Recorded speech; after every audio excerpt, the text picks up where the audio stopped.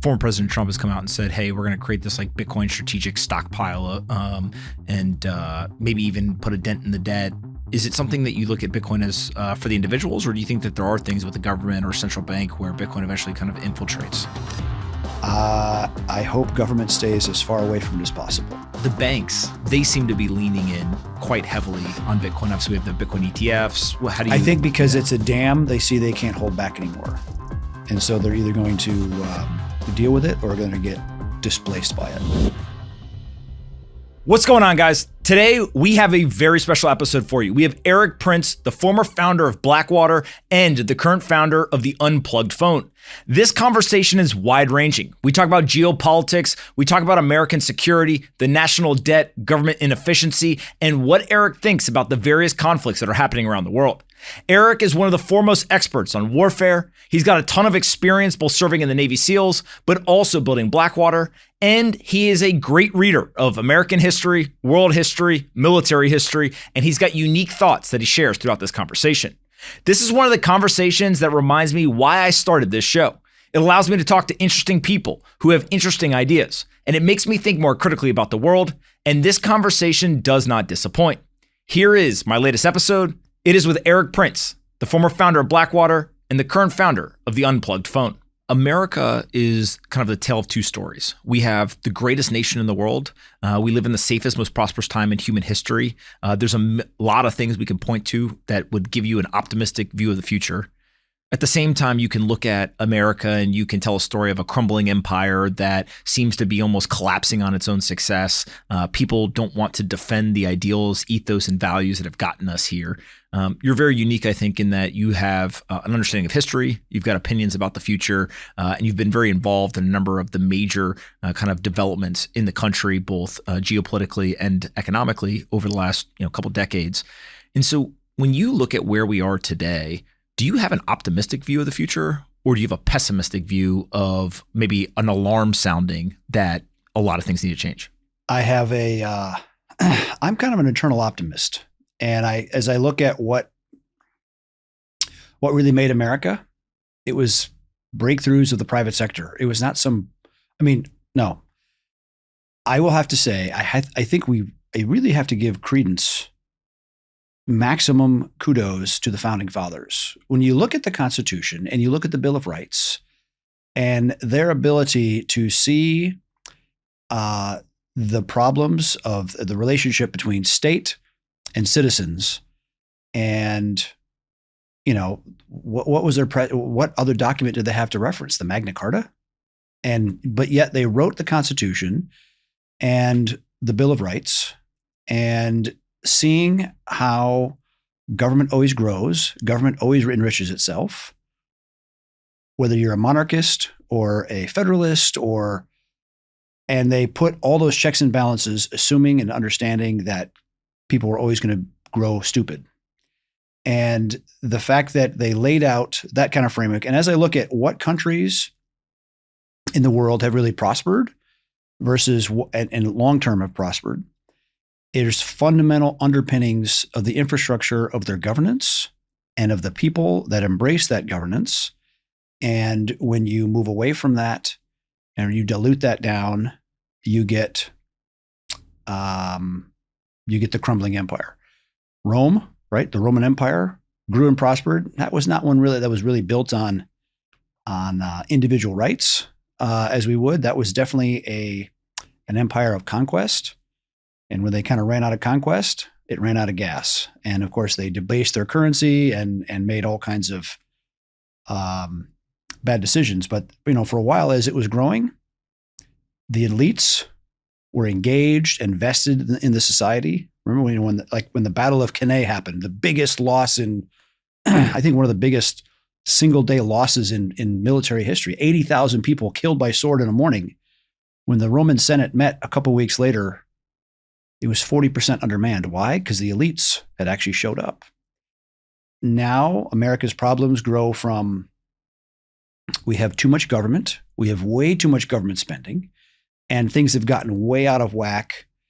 The 10th Amendment has been ignored, right? Remember, the 10th Amendment says any power not specifically delegated to the federal government remains the sole purview of the states. because we've gotten away from a healthy rivalry between the state power and federal power, and when the federal government can literally print unlimited money, as we have, and now we're 35 trillion in debt, you enrich and engorge a class of people that the exact stuff that the founding fathers were warning about. And so we have to trim that down to size. I'm hoping that this election has consequences that will actually trim it down to size, because if it's not, then it's going to be a really ugly transition. Because I think you're going to have more of possibly a Weimar-like transition, not a smooth line. Well, look, putting any nation on a diet is never pleasant, right? Anybody that starts fasting or starts, because America is actually physically fat and our government is fat. But we either have to do it the disciplined way or in a very chaotic, ugly way. There almost seems to be this like chicken or egg problem. The government has grand ambitions. They want to do all these things for their citizens, even if it's ill-placed, hope. The road to hell is paved with good intentions. Correct. That is the first thing that people have to remember. But there's also the government spending problem. And so I've always wondered, is it the intentions of, hey, we want to help the people, that's why we spend a lot of money? Or is it, if you give a man a money printer, he's going to print a bunch of money and then look around and say, well, where do I put the money? Right? Like, if you have to kind of get to the root solution. Politicians will always respond and pander to a constituency to get elected. And once they're there and once a program is started, I think I just saw a study, there's like 1.8 new government programs per year since the founding in 1789. And there's not really been a culling or a sunsetting of a lot of that stuff. And so all of that is expanded and compounded, and no force has had the discipline or the power to actually curtail that down. So you look at our healthcare system, look at how much we spend, and clearly we spend way too much. The amount of doctors has not really changed, but the amount of healthcare administrators responding to regulation and nonsense around that. And it's almost uncompetitive behavior because of those well-intentioned regulations. If a lot of the government just said, just get the hell out of the way, I think you'd find it surprising. I always compare the price of LASIK to the price of any kind of government subsidized or government regulated surgery process, and it's night and day, right? Because LASIK price goes down every year. The lounges are beautiful. It's on time because it's private pay. It's not government pay. And that's the root of the problem. It seems like that government pay, insurance pay is a incentive system that is pervasive throughout our society where problems exist. So you have healthcare, you have student loans. I mean, you can just go down Defense. The line. Everywhere that government touches, it inflates costs because people are spending money that's not theirs. I even noticed it. I have a contract manufacturing business. So we make stuff for industrial power and very, very, very straight commercial, super competitive markets versus a defense market. And those costs are easily 30 to 50 to 100% more just because government touches it and it screws it up. Mm-hmm. Let's go to like a material problem that I think a lot of people care about, but also we can use it as an example to explain how some of this works, is the southern border. It feels like for years there were people who were always concerned with or focused on securing the border, whatever that meant, call it over the last couple of decades. But in the last 4 years or so, there's been an explosion of these border crossings, very much determined or described as just an open border. And it feels like now there is a conversation that, hey, this is a problem. One side of the political aisle has been saying that for 4 years. I think the other side of the political aisle, whether they actually mean it or not, is starting to say, hey, we want to close down the border. What is the ramifications of that open border in terms of there's safety, there's economic strain, there's healthcare strain, there's all these kind of almost like knock-on effects of a single decision of, hey, we're going to open the border, seems to be one of the biggest contributing factors to kind of the decline of American society. Donald Trump was elected in 2016, I would argue, off of hey, we're going to lock down the border seriousness. And yes, America is a nation of immigrants. I'm Dutch. My family came from the Netherlands in 1915. But there was a time in the 1920s, I think 1924, they curtailed it and basically slowed it down, and it gave almost 20 years for some homogenization, right? For the melting pot to work, to the point that Italian-speaking kids from Manhattan went to Italy and fought for America. Imagine. But they identified that strongly as America. We don't have anywhere near that kind of national identity right now. So yes, the southern border issue is not an organized crime; it's an industrialized crime. There are actual travel agencies in Dubai. I just spoke to a couple of them last week, where there's travel packages, immigration travel packages for people coming out of Bangladesh, India, and Pakistan to fly on Turkish Airways through Istanbul. They drop them in Latin America, and they get linked into a bus system to bus them up through Mexico. It's ridiculous. So somebody is coming out of like Bangladesh and they say, I want to go to America. And they literally get in touch with this travel agency. Yep. And they're paying, I don't know, hundreds, thousands of dollars, whatever it is. Yeah, they buy the ticket for a couple grand one way. Mm-hmm. But the travel agency is coordinating this. Absolutely. And then when they get on the ground, they're getting told like there's the border, go. And they literally get handed off almost like a tour operator, right?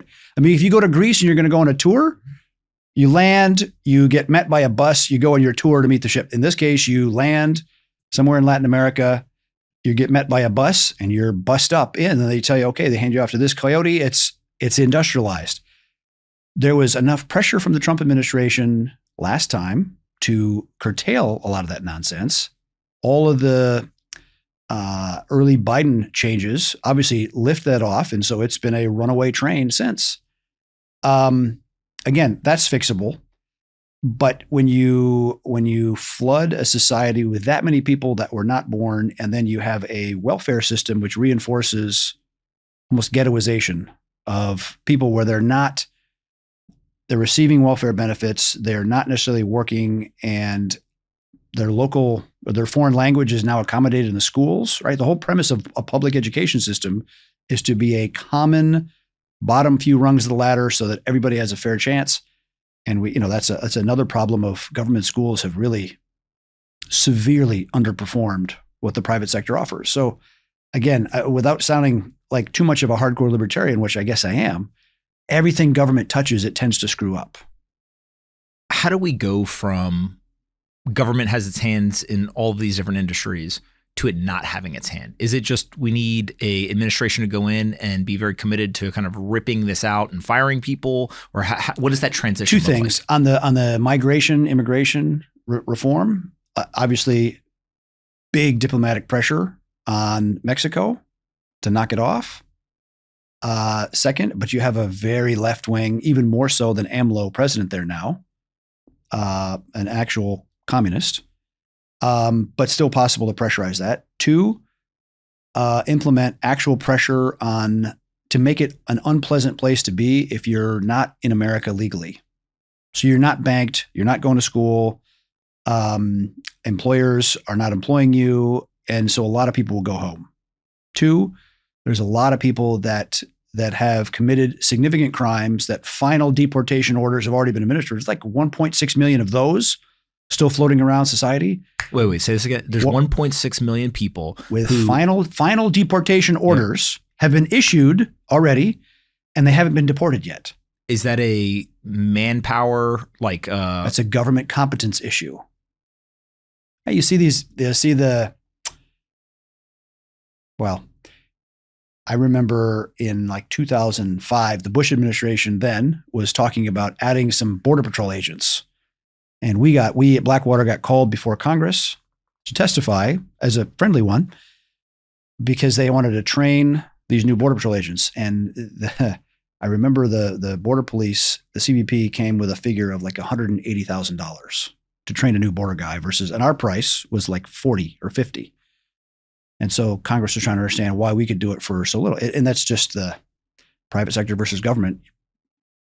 It's a different cost thing. So when you look at how does the next administration deal with deportation of even people that are the 1.6 million that every court has already ruled they do not belong here. They've committed crimes while here. They need to go.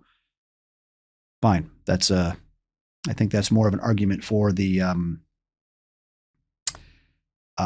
private sector to deal with that. Deputized. Yeah, part of what I kind of go back to in some of these situations is there's so much, just government waste that occurs. It's very hard for them to give up power. Of course. Right. And, human nature, right, is, hey, I have a job. I don't want to lose my job. Give me more money, give me more budget, give me more whatever. I have butted up against that every encounter with the federal government. They hate, every bureaucracy hates competition. They will close ranks and screw the private sector every way they can. Elon Musk is feeling that as well. Mm-hmm. I am firmly convinced that NASA issued that license for him to finally do that test and to grab the rocket out of thin air because they thought he was going to fail right then before the election. So let's talk a little bit as to Blackwater and how you were able to win these contracts and serve the country with a very unique, I think, kind of employment model in terms of like who you were actually recruiting and how you were able to do it at a lower cost. Because I do think that there is parallels between you and the global war on terror and what you guys were able to accomplish and Elon and some of the things that he's trying to do because he's butting up against the same kind of machine that you were. And so, maybe there's things Elon can learn from your experiences that he could apply now. We butted up against the same thing, and I've used this argument. I was born in the summer of 1969, the summer of Woodstock and Apollo 11. And if someone said that 50 years later, the only way the U.S. gets to the International Space Station is on a Russian rocket or on a contractor rocket, they would have laughed you out of Johnson Space Center. But that's exactly the case. And we butted up against that as Blackwater, saying, well, you can't be doing that because it's inherently governmental. It's too hard. Only government can do that. And I would call nonsense on that, as he is very ably demonstrated. Blackwater started as a training facility. SEAL teams had used private facilities really since the 1970s.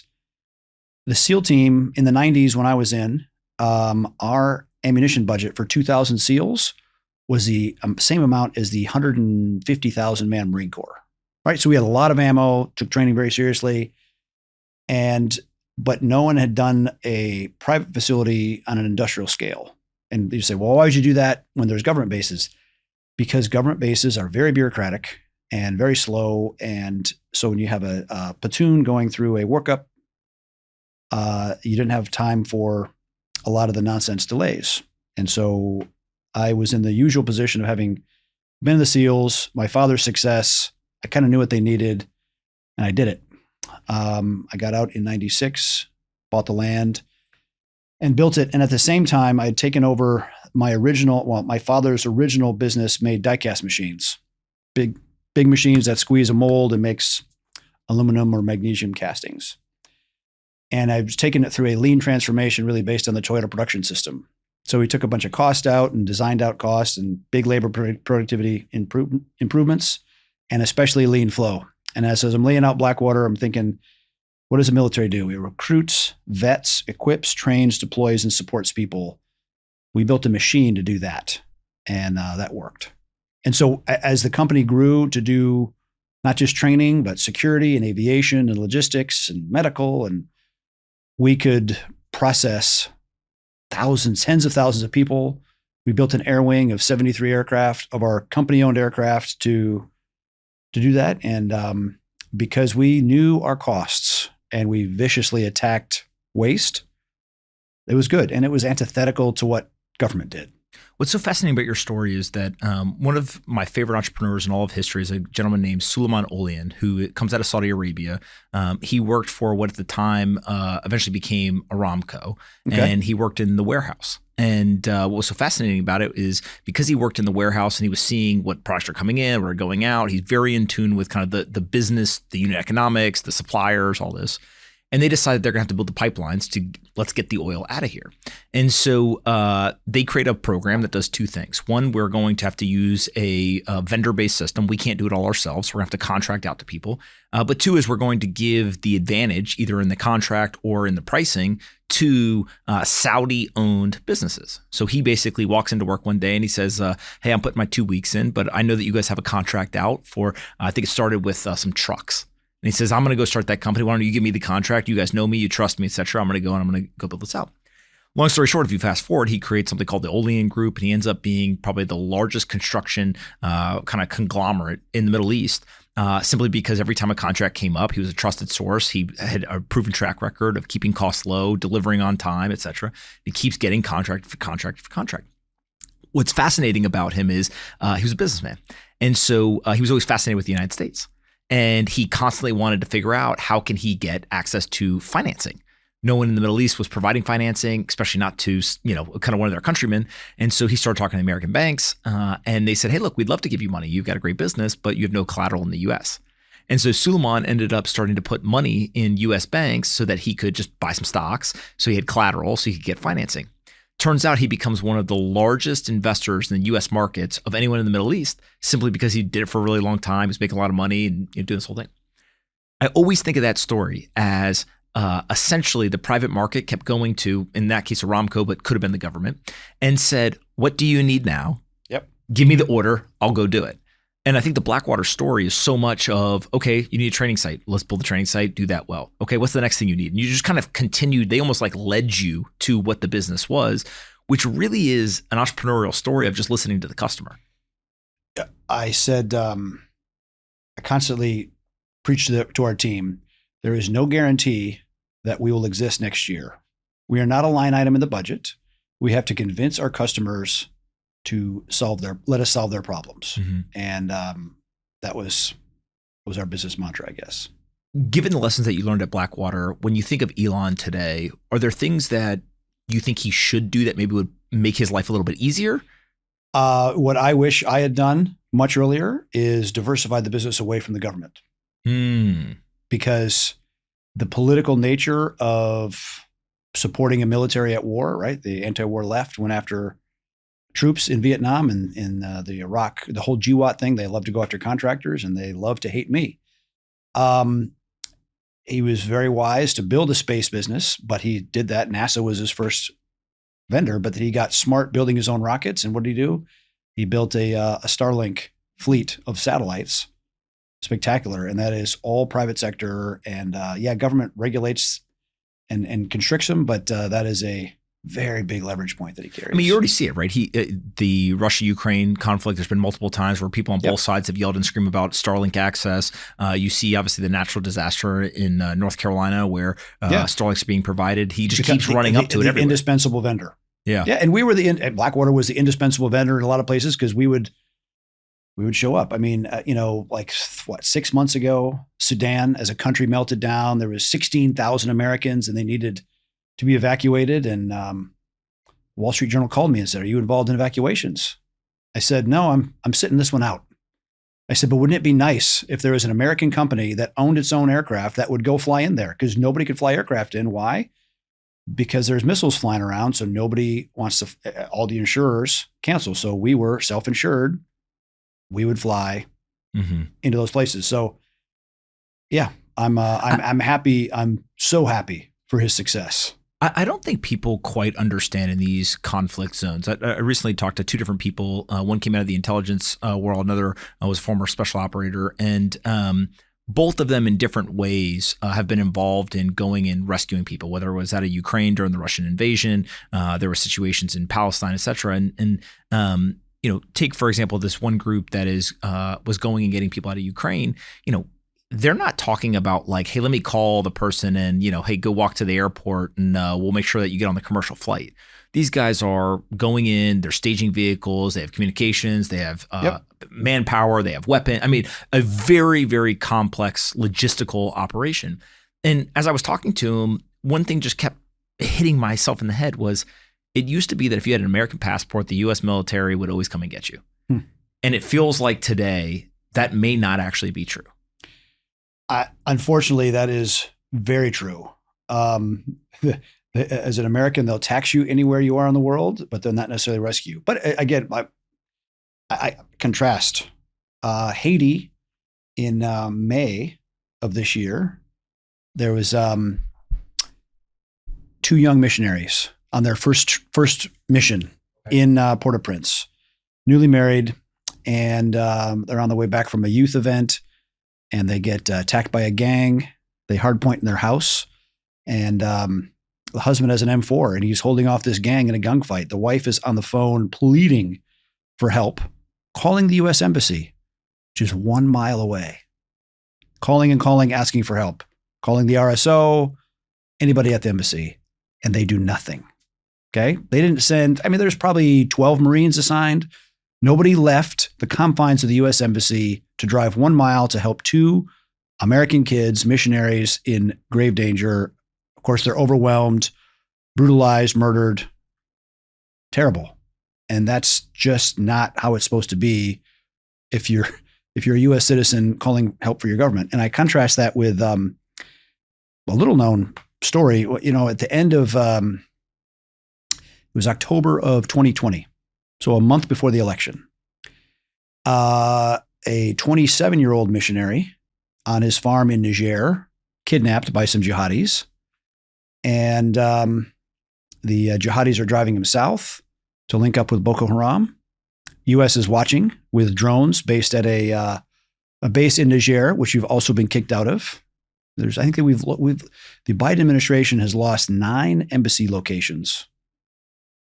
Nobody talks about that. You talk about when you say lost, as in they were disinvited, withdrawn, closed. Yeah. Sudan, Ukraine, Afghanistan, onward. Anyway, so the jihadis are moving this guy south, and Trump, like 9 days before the election, authorizes a rescue.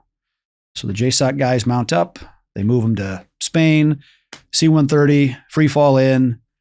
They land, they go in, and the jihadis are bedded down with the one hostage. They find the hostage, secure him, kill everybody else. There was one guy off taking a leak. They let him live. Don't fuck with the Americans. Can you imagine the 27-year-old kid who goes to sleep surrounded by jihadis in the middle of the desert, and he wakes up to space aliens looking at him? Because they're not coming with 2 tubes, they're coming with 4, right? Canvas 21s. And to say, hey, we're Americans, we're here to get you home. Mm-hmm. That's how it's supposed to be. That's why we spend $750 billion. I do so think. So it's really dangerous for us to equate buying stuff with buying capability. Mm-hmm. And if you don't have the willingness to engage when you're at the threshold, and if you don't have the right leadership, that will make that decision, right? What does Clausewitz talk about? 2 kinds of courage to win a war. Individual soldiers' courage, you saw, we have a lot of that. Mm-hmm. But the moral courage of leaders to commit their people to an uncertain outcome, that's the problem. When you have an elite that has no skin in the game, that has no understanding of going to do a difficult thing in a dangerous place, and they become bureaucratic cowards, that's where it all breaks down. So you're a very interesting person to talk to about this because I try to pay attention, I think, to society and understand the impact on the military, especially the pipeline in the military. And if I think of my experience, I went to Iraq in 2008, 2009. If you think of the things that happened after that, you had the bin Laden raid, which I think was highly celebratized, and people looked at it and said, hey, like that is America doing what America does. Yep. Right? We will find you and we will kill you if you are a bad person. If you look at the Captain Phillips rescue and kind of the famous shot off of a moving ship onto another moving ship, et cetera, again, like that is what America does. But then you have to. But there's some nuance to that. Okay. And I think it makes my point exactly, because the rules of engagement that had been imposed by Team Obama was they could not take a shot unless there was an absolutely immediate threat to the hostage. And basically the on-scene commander got sick of waiting hour after hour after hour and nothing was happening. Finally said, he kind of reinterpreted the orders and took a shot. That's what finally resolved it. Mm-hmm. It was actually a simultaneous shot of a couple of different snipers all shooting at the same time. Correct. Right? Yeah. It was moral courage of the on-scene leadership to say, enough of this shit.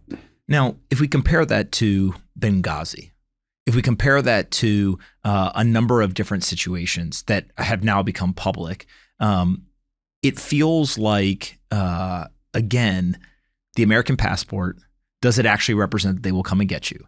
If people, not just citizens, those are actual government employees. in a bad place. Yeah, it's amazing. If you think of there's 750, 800 billion in the defense budget, probably 30 to 50 of that is directly related to CSAR, combat search and rescue. And the amount of options that were available in an aircraft carrier battle group with 85 aircraft on board. You had a C-130 with a special operations team, guns loaded, everything. That's their mission, doing commanders in extremis force out of Croatia. Other aircraft out of Sicily, F-16s at Sigonella, or out of Viano in Italy, and then V-22s in Rota, Spain.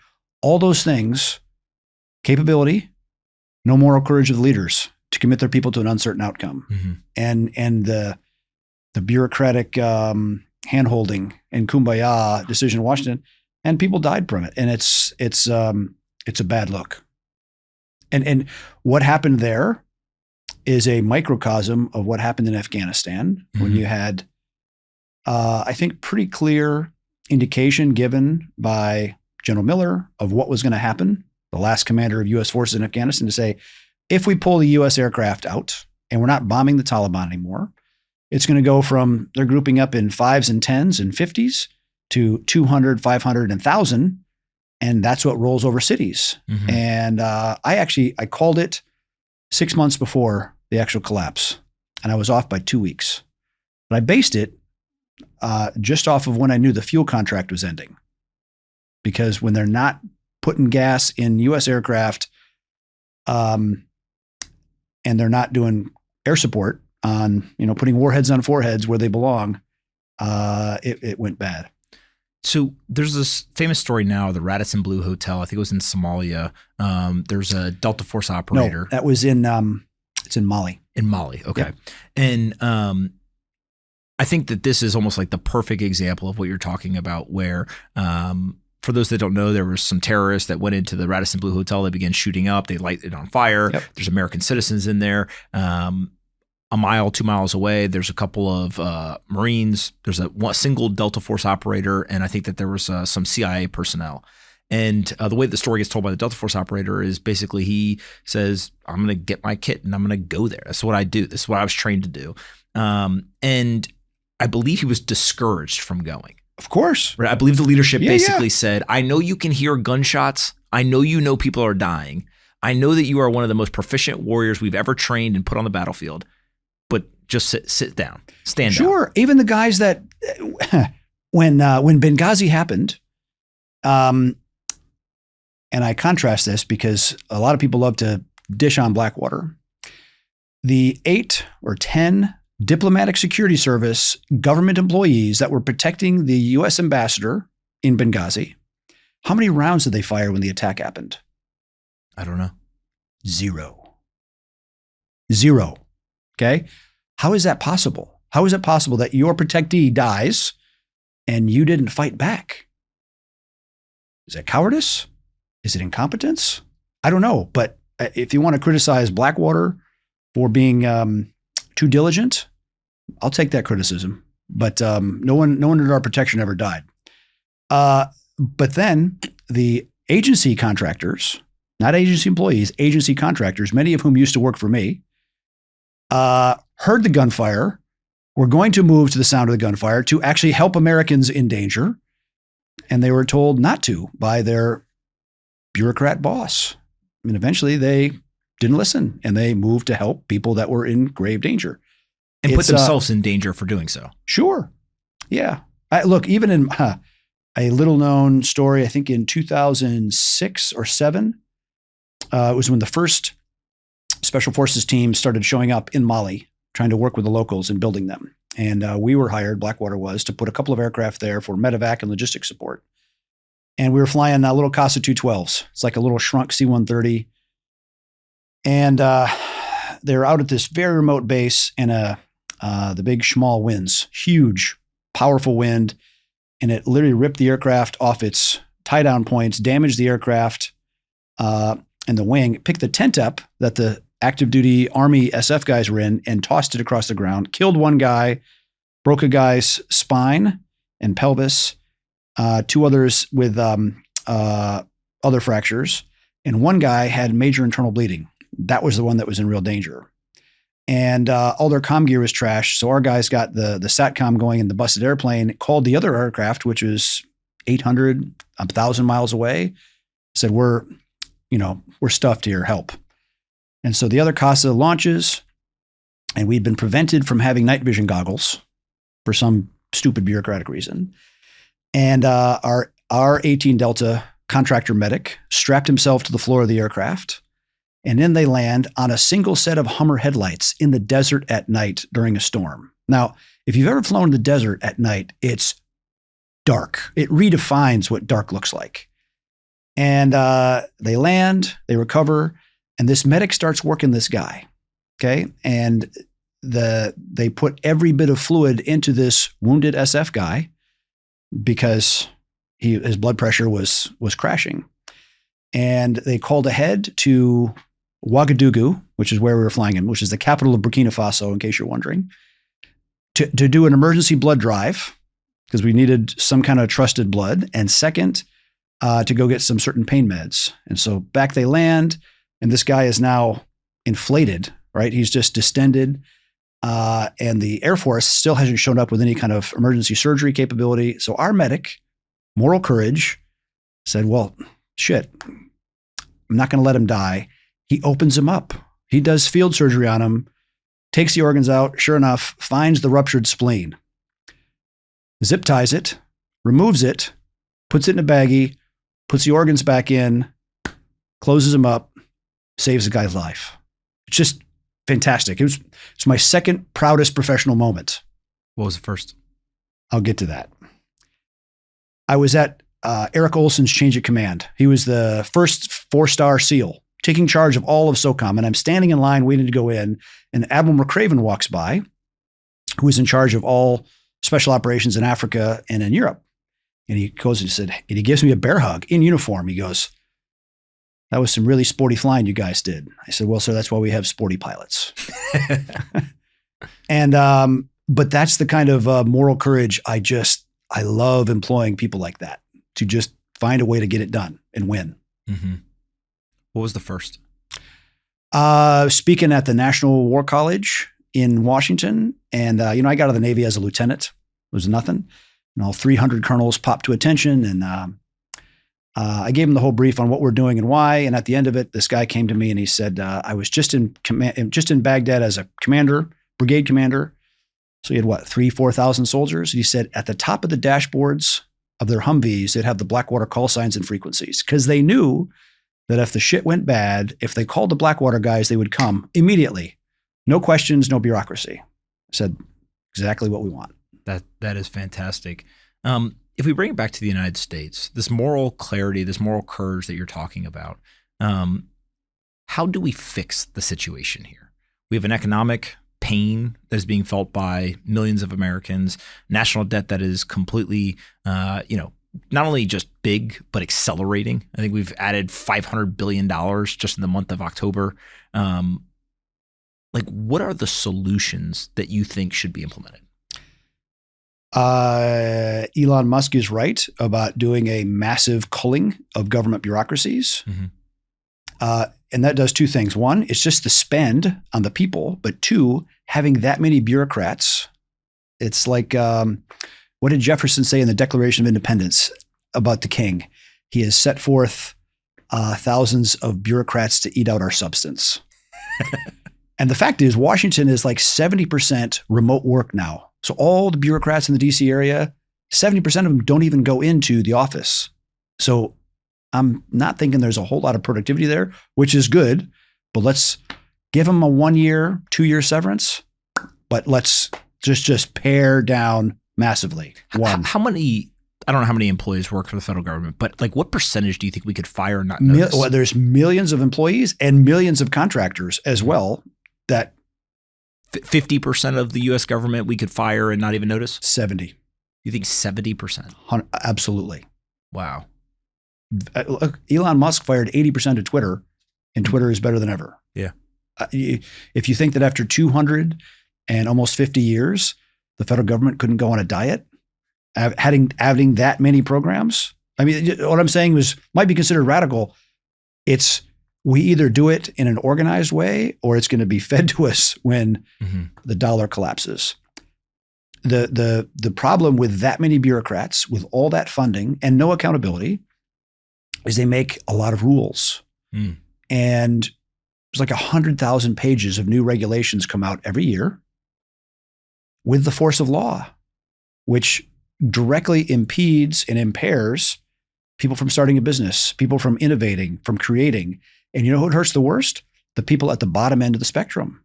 Okay. It doesn't hurt the BlackRocks and the Fortune 500 companies because they have the massive compliance programs and lawyers and all the rest.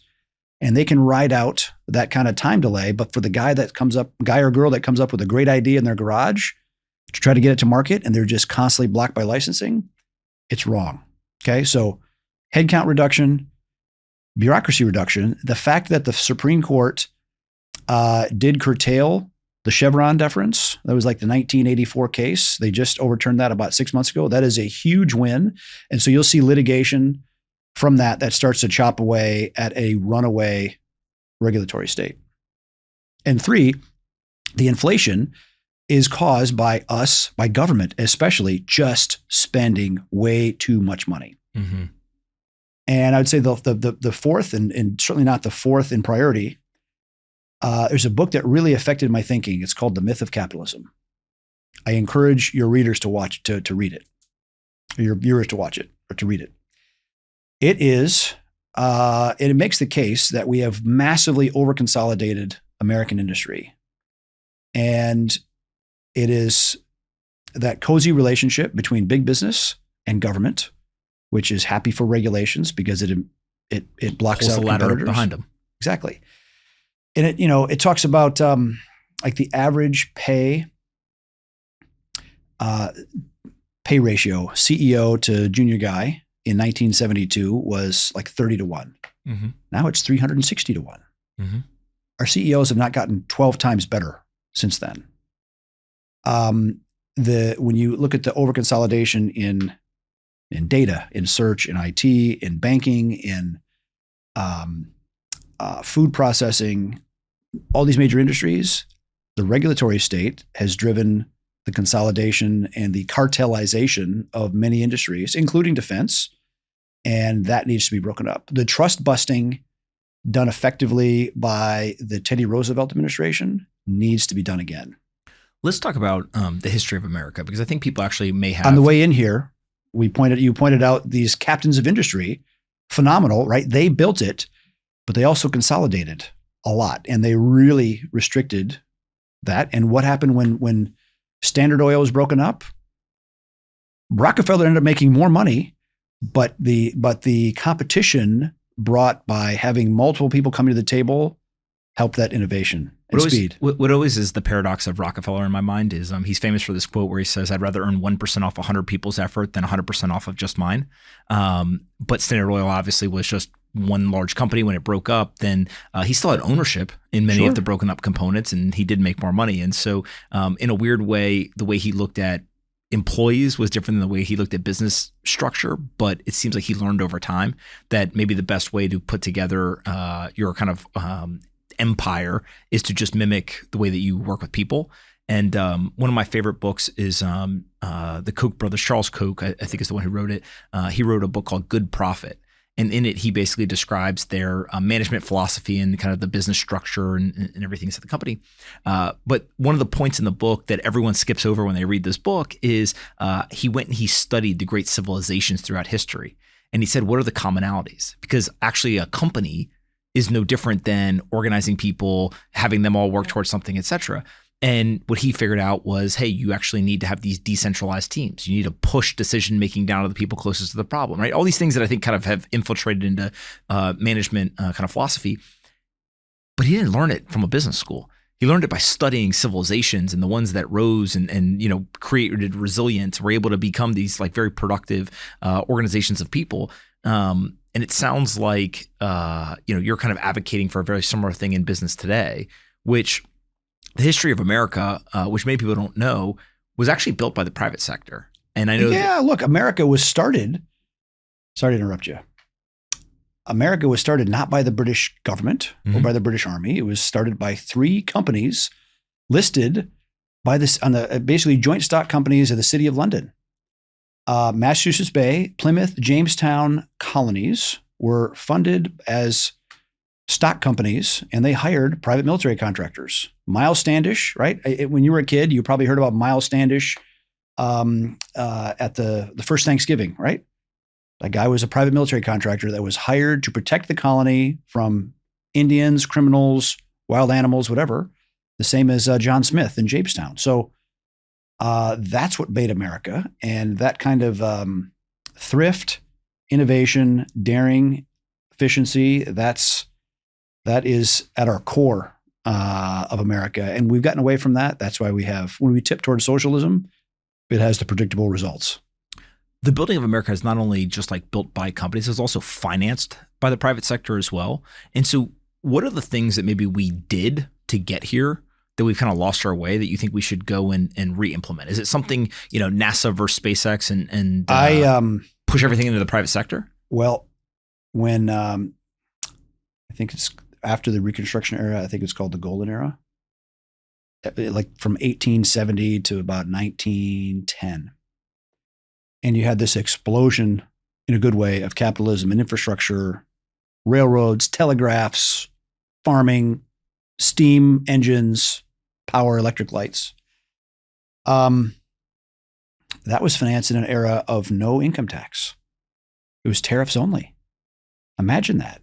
And when we got away, when we embraced a Bolshevik Marxist idea of income tax, and the progressive era undid a lot of key things, right? Another bad thing that happened was the founding fathers got right. Of course, Congress, elected by the people, very much in touch with communities every 2 years. And if you think we've quadrupled the size of the country since we've increased the size of Congress. Now, I hate to advocate for more politicians, but making the House of Representatives much more responsive, because right now it's about 600,000 voters. If you took that down to every 200,000 or 300,000 voters and make Congress that much more responsive, I think you'd find it's fiscally more conservative. But the other bad thing that happened was we got away from how senators were elected, because the way the founding fathers laid it out, I think it was the 16th or 17th Amendment. It's a Wilson era thing that they screwed up. It used to be that state legislatures would elect the senators, so that the senators were largely doing the bidding of the states.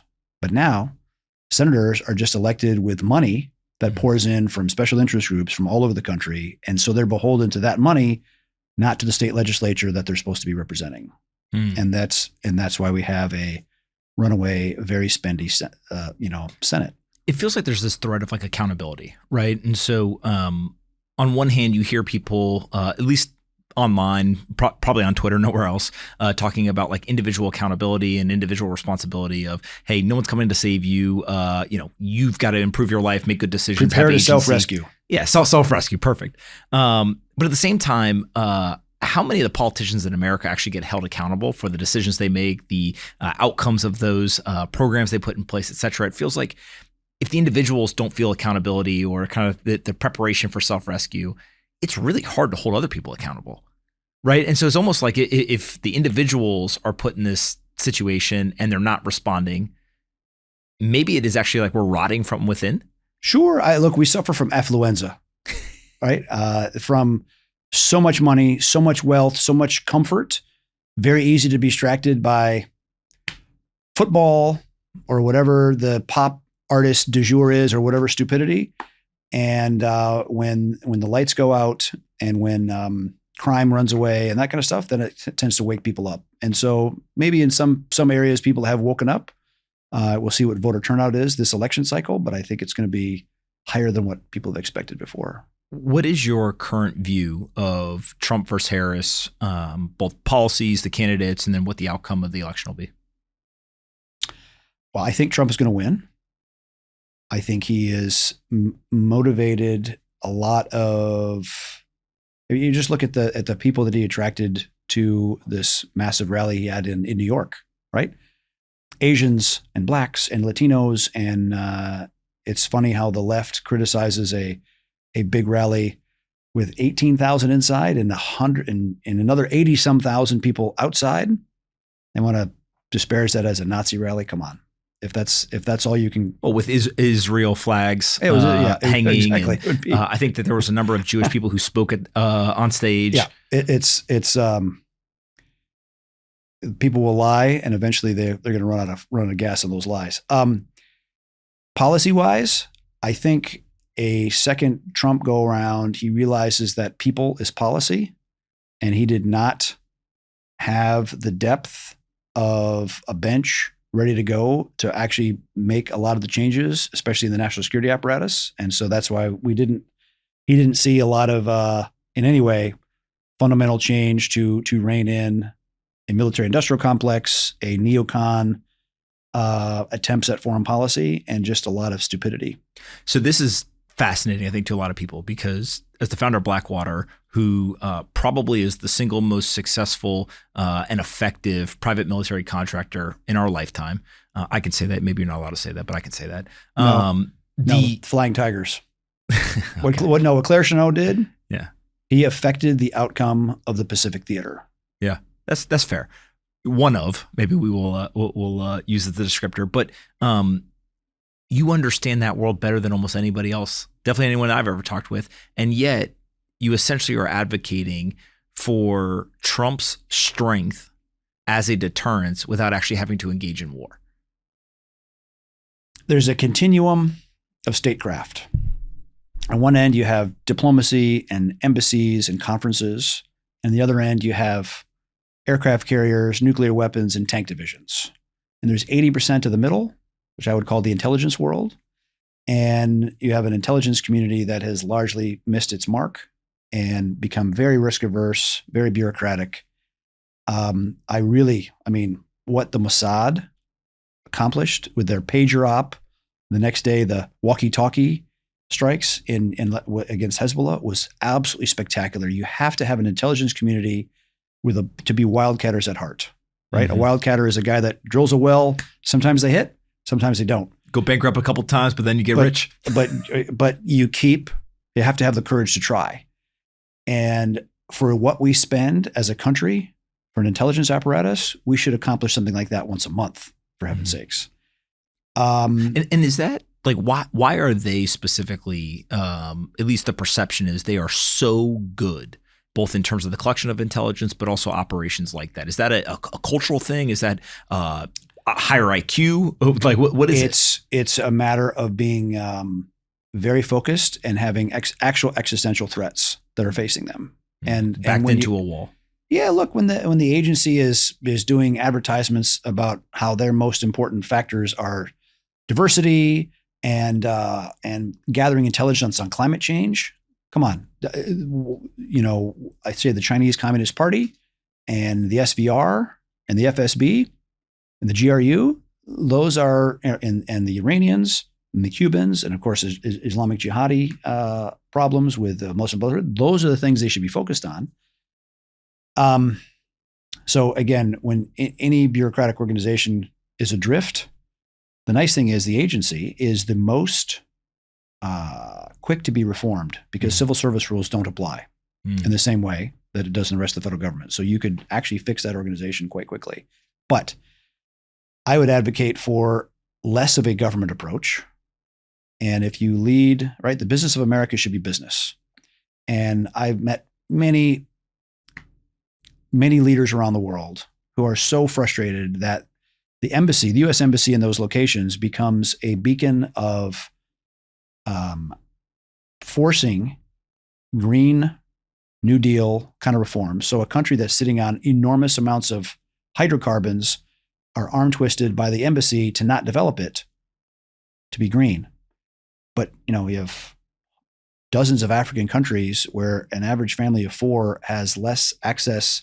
They have less than 4 hours of 100-watt light bulb equivalent electricity per day. And they're sitting on billions of barrels of oil and gas.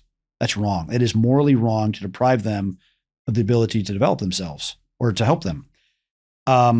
Or the transgender or the other social engineering stuff. That's what the embassies have become, instead of being beacons of what's right in America, of capitalism, of equal opportunity. And if we wonder, people complain, well, China is really advanced in Africa and they're defeating us. They're pushing into a vacuum created by our own stupidity. Mm-hmm. And more capitalism, more, I would say, off-leash American companies going there and helping and creating and innovating. Are the American way, the way the America West was settled, is the way the rest of the world wants to grow with us, not under us, grow with us. Comes back to what we opened with.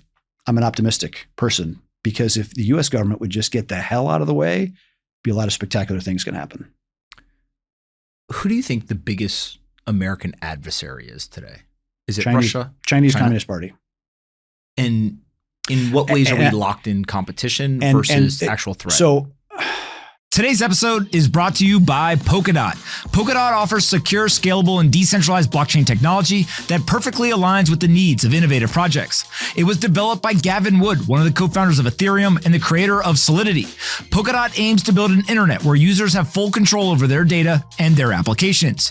Polkadot offers tons of unique features, a shared security model, along with the new auction model and significant implementations like ASIC banking. Given these characteristics, it's easy to understand why Polkadot is gaining more and more traction in the cryptocurrency world.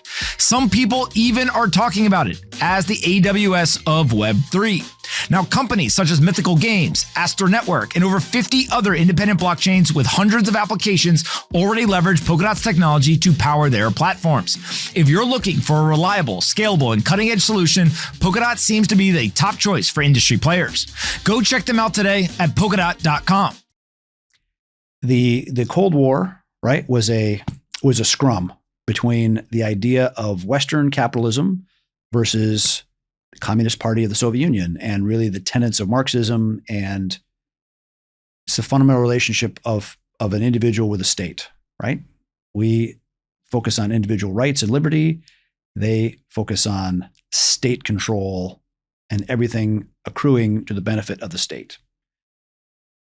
And we went on for 35 years after World War II to 1980. It had been a policy of containment. Just stop the spread of communism. Reagan said, enough of this. We're going to F the commies. We're going to go at them economically, politically, culturally, socially, and make it difficult for them to run a communist empire. They never had anywhere near the industrial base that China does now.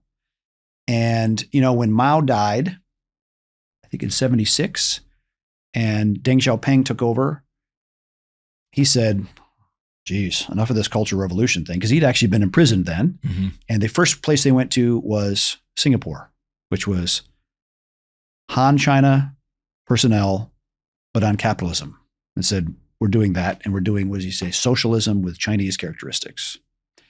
And China pivoted and grew their economy like crazy and admitted them to the WTO, and it absolutely ate the heart out of our industrial base.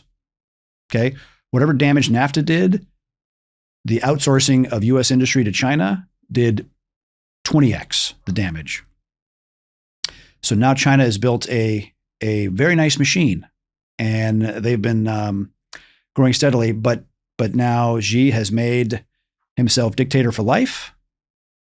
You saw that in the last fall when he literally dragged Hu Jintao, his predecessor, out as the public FU, I'm in charge now. But he's also really clamped down on their entrepreneur class, right? When Jack Ma disappears, Jack Ma, the founder of Alibaba, a true unicorn, right? Because he was a high school English teacher, and he builds something 4 times the size of Amazon in terms of digital sales. And he disappears, and he's seen then embracing supervision, teaching at some rural school in China. He's done that a lot.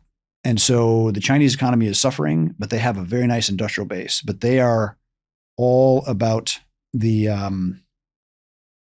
what the party wants. And when I see a lot of the woke nonsense in America, it correlates directly back to kind of the aspects of the Cultural Revolution. It even ties back to even the early communist slogans and sayings of the 20s that you see in communist Russia. So there's a lot of bad ideas that keep resurfacing. Yeah. So in my mind, that competition of ideas of what actually made America effective, the governance, right? The individual rights, very limited government, an equal playing field. And it is not, I am not in favor of unrestrained big business. I am in favor of unrestrained business, and government's job is supposed to be to create some level of equal playing field, especially needs to be an antitrust enforcer. And we've done no antitrust enforcement for probably 40 years now. Mm-hmm. And that has to change. There's this idea of American security that I think is permeating throughout the country. It shows up in different ways. We talked a little bit about the border. One of the things the audience is very interested in is Bitcoin. And I think that it's a unique piece of technology because there's an aspect of like securing your economic value, right, as the holder of Bitcoin. But also I've long argued that Bitcoin and the design of it really takes the ideas of the American ethos and writes it into code. So just like the American government has kind of three branches of the government, in Bitcoin to get things done, you've got kind of three different groups of people that all need to come together to get that stuff approved. It takes ideas like freedom of speech, censorship resistance, et cetera, and kind of puts it into code. What is your view on Bitcoin and kind of how do you look at this as an asset moving forward? Well, I wish I'd taken it more seriously earlier. As with everyone watching, same thing. Yeah. But to me, so I went to Hillsdale College, Austrian economics major. So very much in favor of the microeconomic approach in decision-making. And when you think about money as a means of exchange, and throughout history, that's been lots of things. It could be certain seashells. In the Netherlands for a while, it was tulips, right? There was a tulip inflation. Lots of different currencies over time. And so for a digital currency that is based on some unique code, makes perfect sense. I am all in favor of a competition to the SWIFT system because I think central banking and the way the government runs banks makes it very possible to politicize banking. I would say I've been a victim of that, and I'm not claiming victimhood, but it's nonsense how politicized everything has gotten. Have you been debanked? Oh yeah, sure. And have you gotten reasons for why? I have wrong ideas. So yeah, that's a sore subject. I'll name names, but maybe another time. But having the means of paying and saving and exchanging goods and services, to me, when I look at what M-Pesa did in Africa, which was because there's not a lot of banking infrastructure, there's nothing you can trust in Africa, but M-Pesa was a way to pay very small amounts through your cell phone. And so it was super empowering to the poorest of farmers so that they could grow something, transfer their goods, and get paid for it. It's fantastic. It's the underpinnings of capitalism. And so Bitcoin is a much bigger next generation version of that.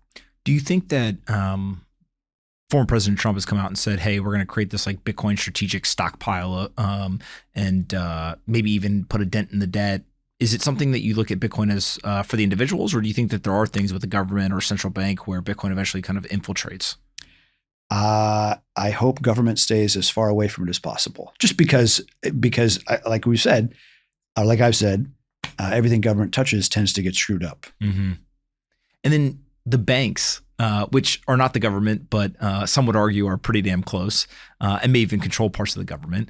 They seem to be leaning in quite heavily on Bitcoin. Obviously, we have the Bitcoin ETFs. How do you? I think because it's a dam, they see they can't hold back anymore, and so they're either going to deal with it or going to get displaced by it. Mm-hmm. I want to go around the world on some of the conflicts, but I want to actually start in the U.S. because there's one story that I I see from my friends in the military, the intelligence communities, maybe people online who pay attention to this stuff, but I do not see the average American talking about, which is rumors or chatter online about a potential kind of wide-scale attack on Election Day. And it's a little unclear as to how credible these threats or chatter are, and then also what exactly that entails. But how do you view, there's a lot of people here, we may not know who they are. There's a lot of groups who would love to disrupt or to kind of make a statement on something like the U.S. Election Day. Do you put any credence to kind of some of these threats, or do you think that it's just chatter online that is hard to kind of pinpoint? Here's what I know. For 17 days, there was large drones being flown over Langley Air Force Base in Virginia. Now, Langley Air Force Base is where most of the F-22s, the most capable air defense fighter in the world, are located. And the fact that they were permitted and all the different interested parties literally briefed all the way to the President of the United States and did nothing to stop drones from flying over. Now, what do I think they were? I think they were Chinese drones launched off a vessel off the coast. And that was a probe. But the fact that nobody put somebody in a helicopter and followed, because the drones were flying 100 knots, about the speed. There's not some extraterrestrial device going at Mach 2. How does that happen? That comes from bureaucratic hand-holding and nobody saying, fuck this, I'm in charge. This is my base. You're not threatening my aircraft. Get in that helicopter, follow that drone, or go throw a cable over the pusher prop of that drone, knock it down, and I want to see who's controlling that. What's the code? What's the operating system? Where the hell did this thing come from? There was Chinese nationals that were detained recovering a drone from a tree in that area, and they were released. So again, to me, that is bureaucratic timidity of nobody saying, all right, in absence of clear orders from the top, I am assuming common sense is still in charge, and we're going to prevent this threat. Not after, because this wasn't 1 day or 2 days, 17 days. That's the craziest part to me. Okay, Is like it's one thing if who are we paying to be in charge for these positions if nobody's going to make a decision? Well, it's like it's kind of like the balloon thing, right? It's like if a drone flies over an airbase and no one knew it was coming, or it could be a local kid, it could be whatever. It happens one time, it's in, it's out. Oh, not ideal, but understandable how that could happen. 17 days is basically like you rolled out the red carpet. Or a high altitude balloon that's flying slowly at the speed of the winds over the United States, and nobody engages it. It's a large amount of unserious people put in positions that they shouldn't be allowed to make decisions. So let's take those two stories as backdrop. There's a story that when I first saw it had every red flag go off. And I said to my wife, I said, there's going to be more to this story. And basically the initial report was, I believe that there was an officer, maybe a commander, about 30, 45 minutes from Fort Bragg, who shot and killed a Chechen. Well, from Detroit. The initial story was he shot and killed someone on his property. And then it came out that he may have shot and killed a telecommunications engineer, and it was positioned almost as like a veteran who had an anger problem or something was kind of the initial reports. Fast forward, the story that I think is the last version that I've seen is that there was 2 Chechen citizens. One stayed in the car. One had a long camera with a lens, was taking photos of this guy's kids, his house, his property, him, etc. He went out to confront them. A conflict with a 1911, and he killed him. Yeah. And of course, very quickly, the internet sleuths begin looking. What is the company? Blah, blah, blah, whatever. It goes to a random building and in Detroit. All this. So like that to me feels like the next escalation of you mentioned probe with the drones. It's a probe. Well, there's been probes on bases where people have There's drawn been up probes. There's been EFPs fired against key transformers in California and in North Carolina and in Washington State. Right, key things. So EFP is a copper plate with explosive behind it, and it creates a a high velocity slug going about 8,000 feet per second, very nasty against armored vehicles in Iraq, I'm sure you experienced, but also very effective for standoff destruction of infrastructure. Yeah. And people have been testing and probing those. I think there's been at least 3 to 5 of those. That's 100% to probe. Mm-hmm. And so we have an FBI probably not doing its job on the counterintelligence side, but they're busy investigating parents going to school board meetings who are pissed off at transgender stuff. Well, and if you go to the Chechen story, I mean, this is, again, one of our elite warriors in the military. Yeah, it was a colonel assigned to JSOC. He's not living in shotgun housing where his neighbors on each side can basically hear him on the phone in his house, right? He's living in the middle of the woods, from what I understand. And it feels like that story popped its head up and that thing went away very quickly. And maybe for good reason. I always kind of look at these things and I say, listen, we don't have all the information. Maybe there's more to it that we don't know, whatever. But man, does it feel like there is a dotted line between open borders, a lack of strength as deterrence, and a lot more stories like that. And it's a very dangerous assumption for us to assume what was will always will be. Mm-hmm. And this whole thing is shockingly fragile. Now, America is a very big and deep and resilient country. Look at what happened on 9/11, knocked down buildings, attacked the Pentagon. We got back to work the next day. But attacks on credibility and legitimacy of the election and things around that, it can be dangerous fast, especially when one party is calling the other party Hitler, which unleashes every amount of emotion and anger and irrationality to prevent that person from taking office. And that's, I think people have to de-escalate that kind of language because it can be very, very dangerous if it comes to it. Speaking of the security of elections, you've been very vocal about the Venezuelan election. I have. And maybe you can give kind of a 30-second just overview for those who haven't been paying attention at all as to what's happened there. But also, there are certain similarities to what happened there that I think people have now started to try to tie to U.S. situation. So what happened in Venezuela, and then why have you been so vocal? Sure. Venezuela was one of the per capita wealthiest countries in the Western Hemisphere. Enormous oil. There's a reason it's called El Dorado, the city of gold. And they voted in Chavismo, right? Hugo Chavez in 99. And he socialized, nationalized many parts of the country.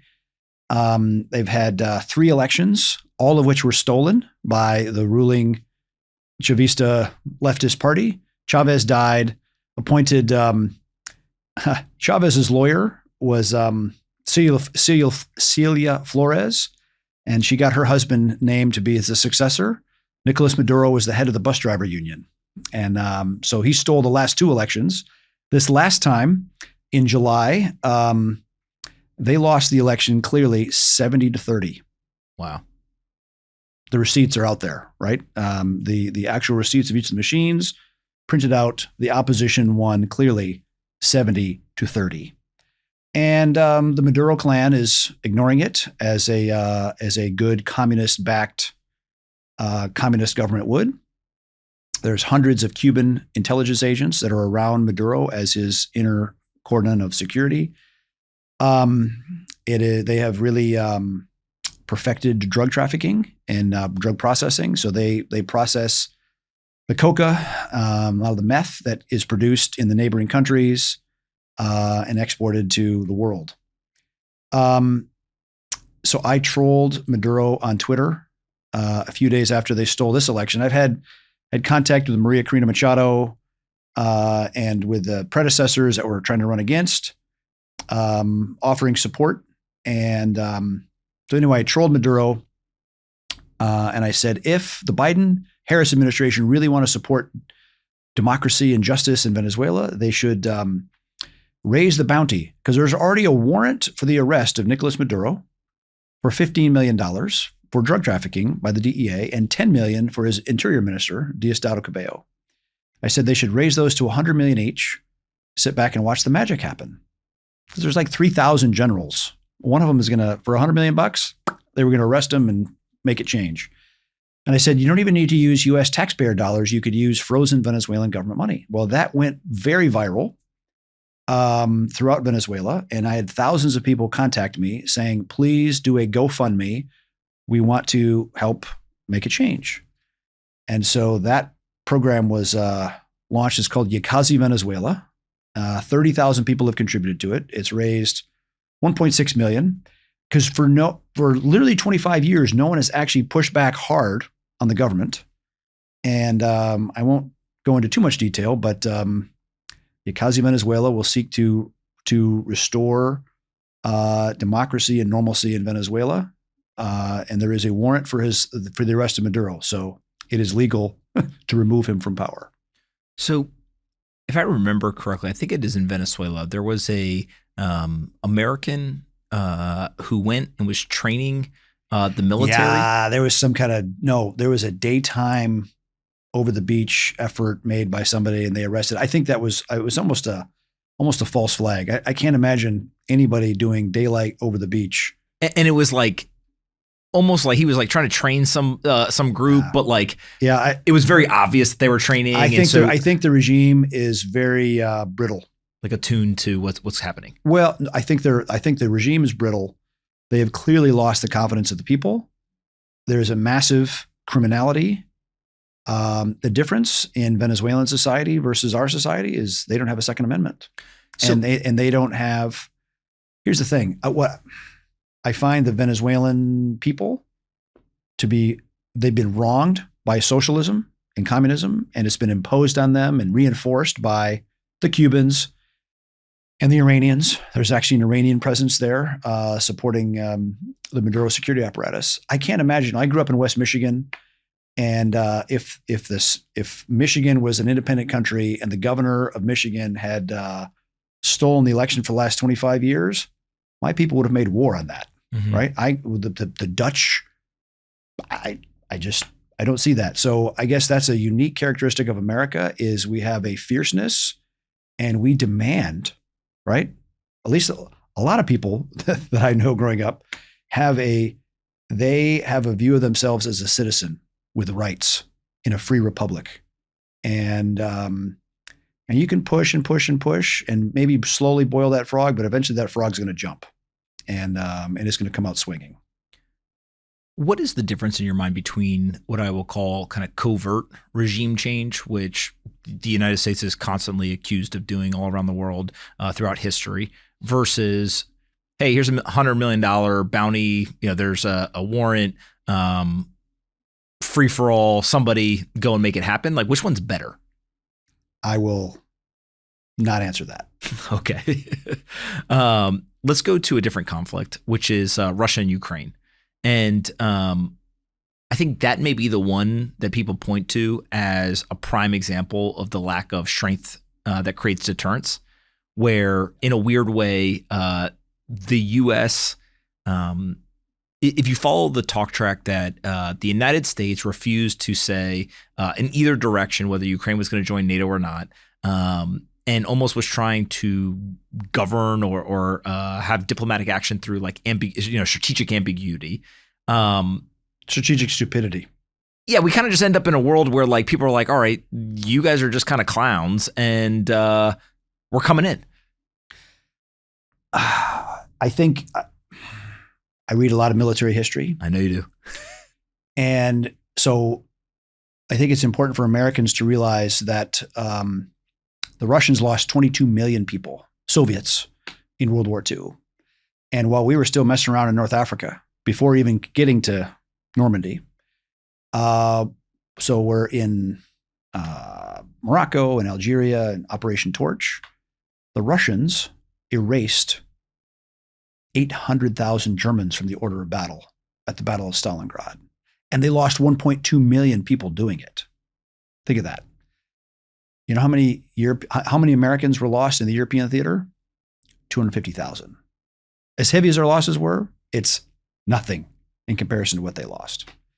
So for a Russian perspective, and you see now with the eastern expansion of NATO, which we'd promised not to do, to have more unfriendly troops on their border than at any time since May of 1941, when the Germans invaded Russia, Barbarossa, they get ornery about that. And then you have a key, not a part of Russia, Ukraine, but a key component, fellow traveler, trade partner, a lot of ethnic Russians in eastern parts of Ukraine. And then you're right, U.S. is toying with this idea of it's NATO, and I think we just kind of ignored the red lines and sent unserious people. Right, we send Wendy Sherman. Sure, she's a nice lady as the Deputy Secretary of State. You know what her job was before becoming at state? She was a social worker. So that's who we sent to go negotiate against Putin and Lavrov and Shoigu to say, don't invade Ukraine. Unserious. And now it's a debacle, and the Ukrainians are losing steadily. They have now tipped over the point where they are losing more KIA every day than they can even recruit. And in a battle of attrition, math matters. And Russian can generate far more troop count. And now they're even apparently drawing in North Korean troops, cannon fodder, but they will continue to grind away with a rototiller. And it's absolutely pointless. And I think it's also exceedingly the idiot politicians in America that say, wow, we're degrading Russian military capability. Bullshit. The Russian military is vastly better and smarter today than they were 2 years ago. They are learning and innovating. Their electronic warfare is exceedingly good.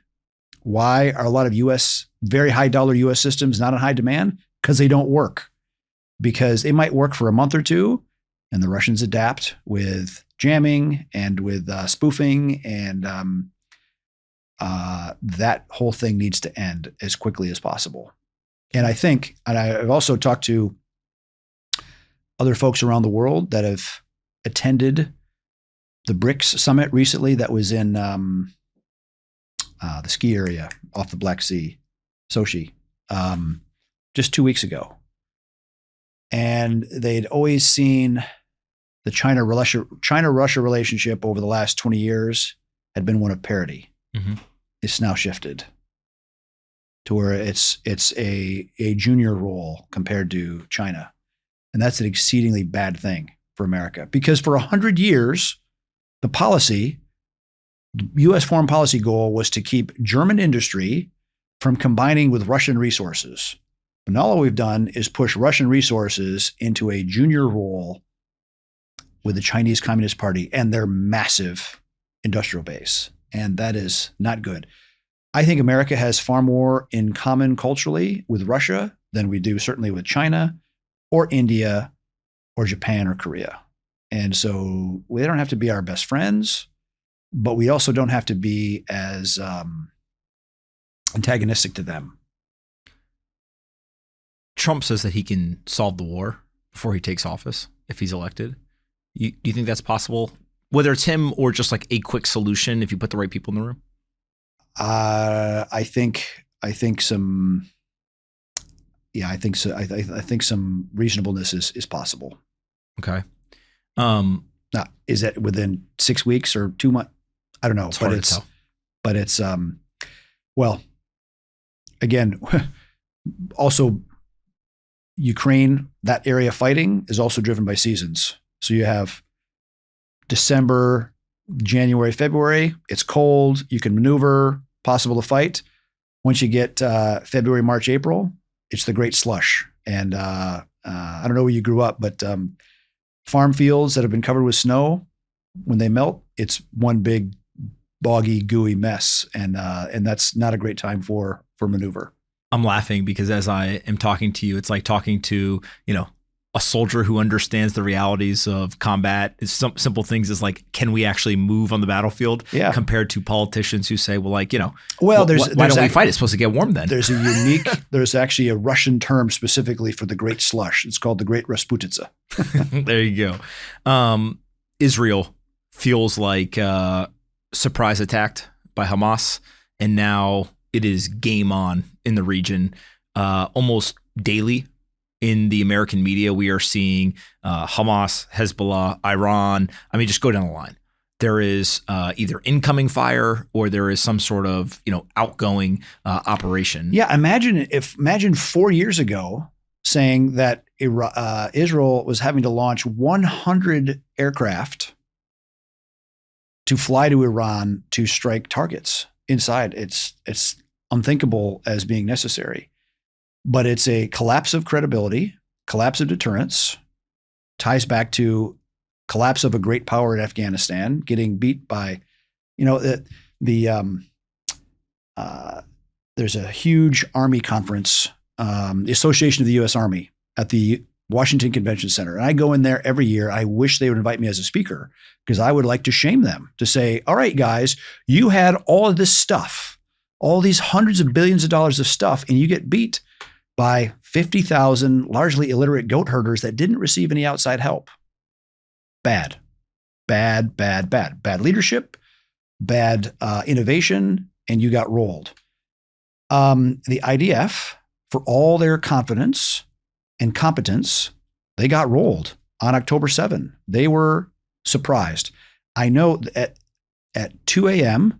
on the morning of October 7th, the head of the Mossad, the head of the Shabak, and the head of the chief of staff of the IDF met at the Kiryat, which is their Pentagon in Tel Aviv. Emergency meeting because they were seeing all kinds of noise in the system. Like, wait, something's happening. We don't know what.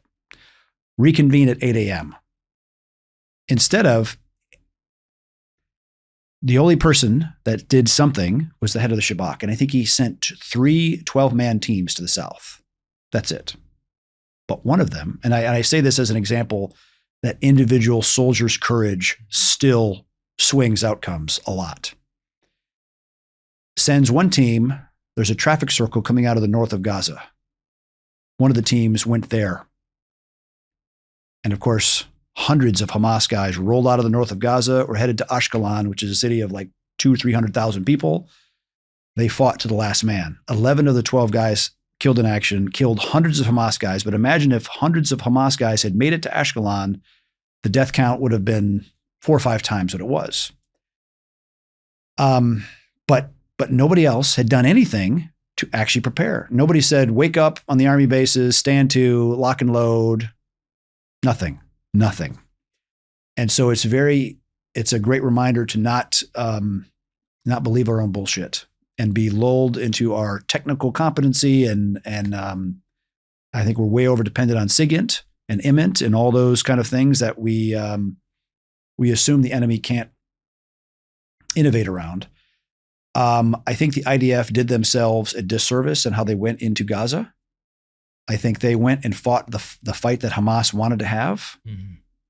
They built 300 miles of tunnels. They hid the hostages in the tunnels. So IDF bombs like crazy to this day with a lot of civilians around. And now a year plus passed and still hostages, still not resolved. I'm still frustrated. I gave them the option a month after. I went there in November, right after the thing happened, like 2 weeks after. And I took the best of Texas drilling because if it's one thing I don't know much, but I understand military bureaucracy.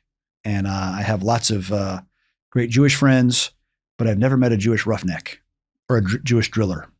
And so I didn't think there'd be that level of expertise in their combat engineer corps to not really know what is possible because horizontal drilling has really advanced a lot, and gave them the option of flooding all the tunnels, pumping millions of gallons of seawater into the tunnels of Gaza, flooding it. That would have done 3 things. 1, destroyed all the underground weapons caches. 2, prevented them from using it to maneuver and hiding. And 3, it would have flushed all the hostages up to the surface.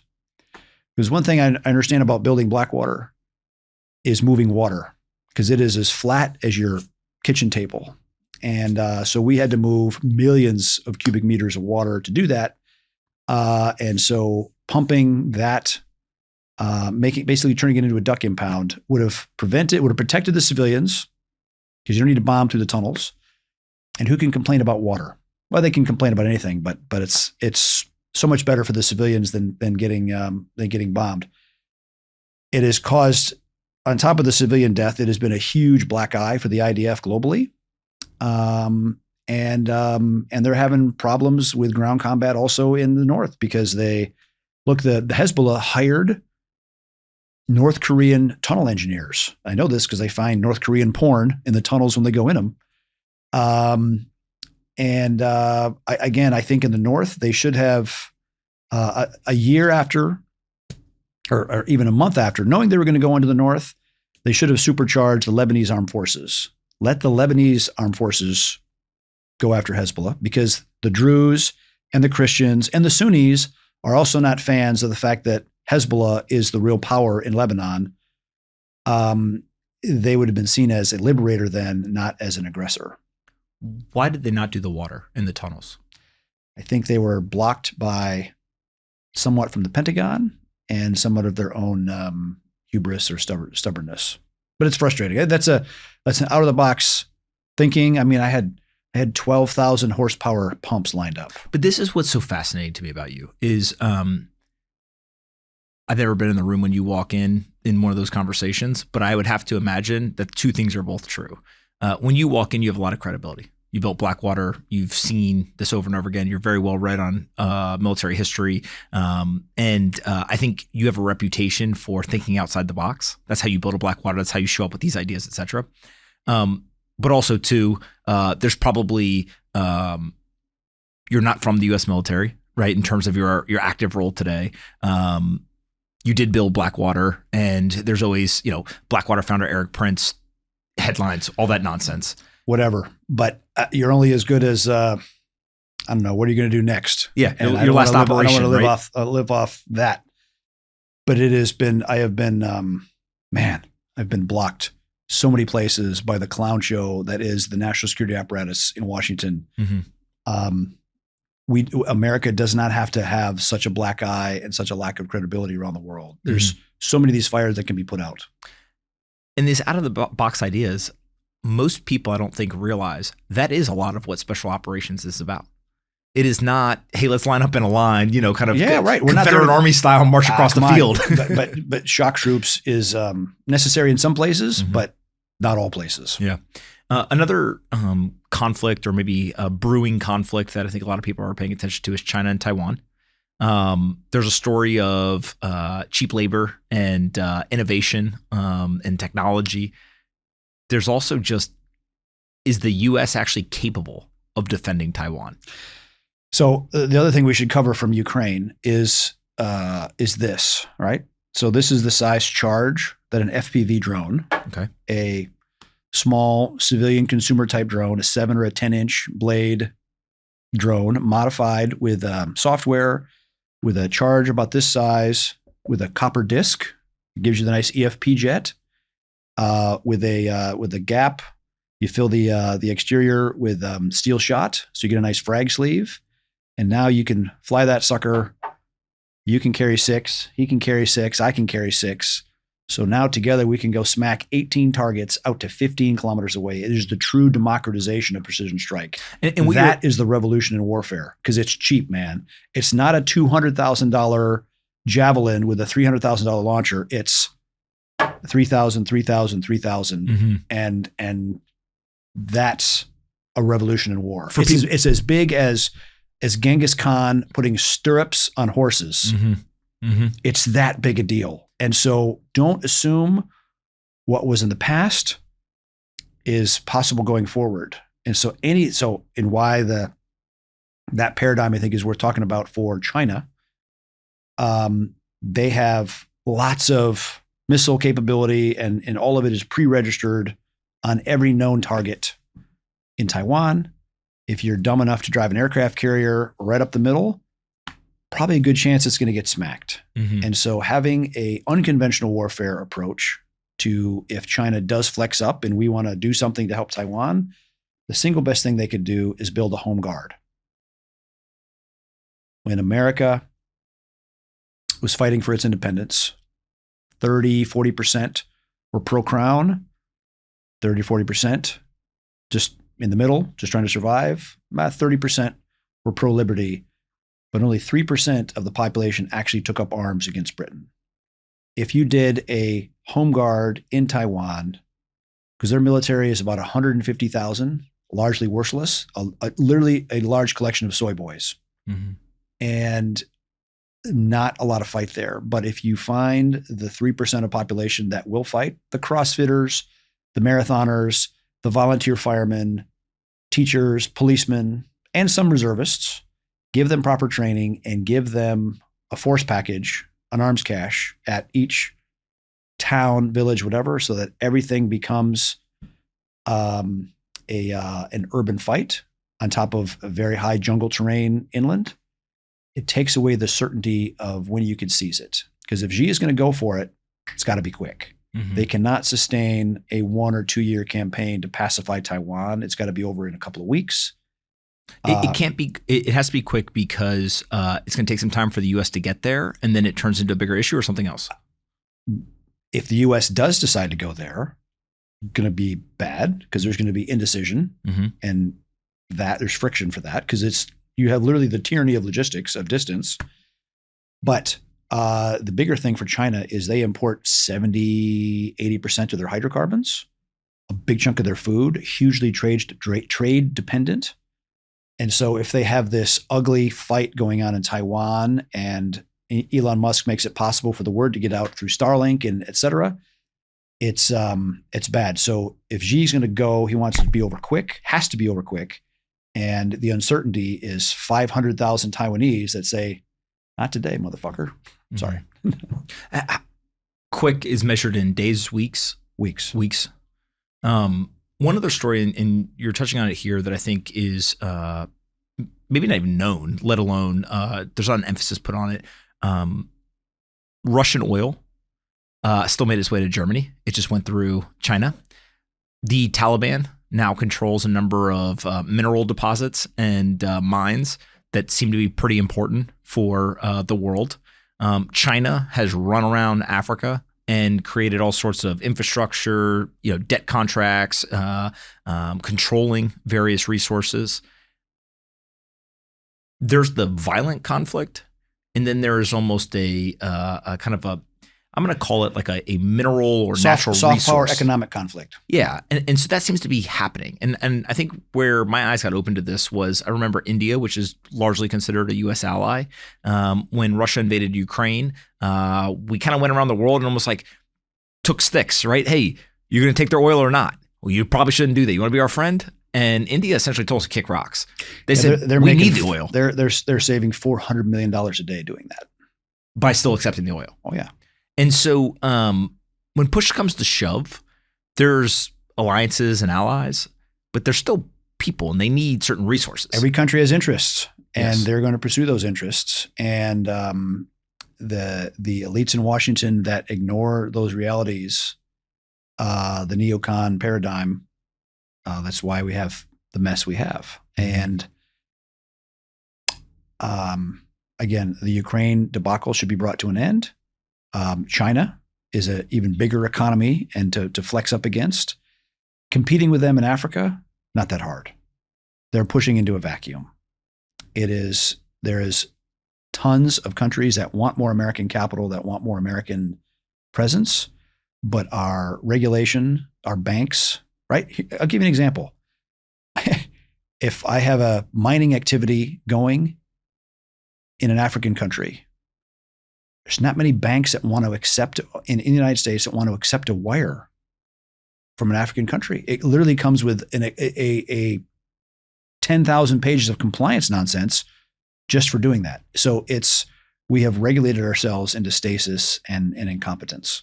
Well, for Americans who are used to dealing with Bitcoin or crypto, going in and out of these exchanges people have been debanked. There's all the regulatory. From Africa is even worse, right? Exactly. So like for the crypto people, it's even worse than that. Well, the last thing I want to talk to you about is when I was a young boy, I think that I got a sense of patriotism from really two things. There was what I will call daily life, which included saying the Pledge of Allegiance before every single school. There was my parents that probably they had a sense of patriotism and it was important to them and they were proud of the country and they kind of instilled it in me and my brothers. And so that daily life just kind of reinforced it over and over again. And usually it was implicit, but it became something that you embodied. The second thing was what I would call programming. And so there was TV shows, there was movies, there was a whole bunch of stuff, everything from Saving Private Ryan to name, whatever movie ended up being popular. There have been a couple of movies that have been created. There's Lone Survivor, there's 12 Strong, right? There's been a couple. But it feels like in the same way that Google and many of the tech companies have heavily been discouraged from participating or working with the government, Hollywood and the entertainment industry is not a fan of continuing to permeate patriotism, these stories of so many of these war heroes, etc. And I think you can draw a dotted line to the recruitment numbers in the military. You can draw a dotted line to the decline of patriotism. Do you ever think that those things are having a bigger impact than maybe people kind of give them credit to? Like it feels like it's just there's a hole there that maybe wasn't there 20 years ago when Top Gun and some of these different movies were popular. I went to the Naval Academy the year after the first Top Gun. Oh, that's interesting. And I had applied before, but obviously that spiked the applications. And why was the Navy in a big hurry to help Tom Cruise make a second one? Because of course it's a freaking love affair. That is a love story of naval aviation and patriotism and all the rest. It was fantastic. He did a magnificent job with it. So Hollywood is super left wing, but at its core, it's still capitalist. And when scripts like Top Gun come along, and he probably didn't have to go many places for financing for it, but those stories still make it out once in a while, and that resonates, and those become the fan favorites, and it drives that thinking. Recruiting numbers are down because you have a very woke military leadership that's saying one of the biggest threat is white rage. Come on. I mean, it's just stupidity. And people join the military. Fundamental difference, right? Marine Corps recruiting has consistent, and they have not had a hard time. Their numbers haven't fallen, but their approach is maybe if you're good enough, you can be one of us, right? They still appeal to that warrior sense. And the Army has sadly, or the Navy has gone the way of, hey, join up and we'll pay for college and whatever. And that's a different form of socialism. Exactly. Right. We will give you a bunch of free stuff to do this. Right. And I do remember my favorite SEAL team recruiting ad. They actually made one back in 2005, and it was showing SEAL teams doing all the cool kind of SEAL team stuff. And then it said, yep, somewhere, some guy right now is buying a minivan. And it was easy to see who would, to attract to that young hard charger. It's not hard to turn those numbers around. There are still, in June, I attended a Special Forces course graduation, and there was 230 absolute studs. They knew exactly which bathroom to use. They loved their country. Their families love their country. And it was a great emblematic of what's right in America yet. Mm-hmm. And there's a lot of stupid things, but I think it's important to keep perspective. But leadership does matter. The military in the 70s was a mess. It was a real mess. There was like the officer of the deck of an infantry, officer of the day of an infantry company, a Marine Corps, would have to be armed, literally, because there was that level of violence coming from draftees, criminal draftees doing stupid shit. Mm-hmm. Obviously, the 80s and the military reforms there corrected that. So there's a lot of core belief yet in the military that can be resurrected very quickly. I actually and seriousness of purpose tends to refocus those people's minds very quickly. 100%. I actually lied. I have one other question for you. You built a phone, which is probably one of the single hardest things for someone to try to do, but it may be one of the most important things. The phone is Unplugged, I believe is the name of the business. Why is this such an important thing that, forget capital and money, you're spending your time, your energy, the kind of your most valuable resource that you're investing in making this happen. What is it about this that kind of resonates with you? Well, this is an unplugged phone, and this resulted from a rage phone call after the 2020 election and seeing the hegemony that big tech had on speech and certain apps and throwing people off of certain app stores and platforms. And I said, we're going to make big tech better by complaining about it, only if we can compete. And we had a tech team together doing a cyber unlock, and we literally pivoted overnight and said, we're going to build our own phone. So that's what this is. This is our device, our hardware, unplugged, but it's our operating system. And the difference is your phone has an advertising ID. It is built really around the business model of surveillance capitalism. Surveillance capitalism really started after 9/11, when government rightly was looking for data to find more people of the profile of the 9/11 hijackers. And that uncapped a massive demand for consumer data, which combined with smartphones in like 2009 when they started coming out. So now apps were designed to fit with that app universe and that phone to collect and harvest everything you do, where you go, what you buy, who you call, what you browse, can turn on your camera and your GPS and your microphone in your phone and listen and export everything you do. And we know that's to be true because the vendors that make that possible to big tech tout it and sell it and market it. And I've talked to many people and they say, yes, I was talking to my wife about needing a new mattress in our bedroom. And the next day they're getting advertising, not searching for it, not sending a message, talking about it with the phone on the nightstand.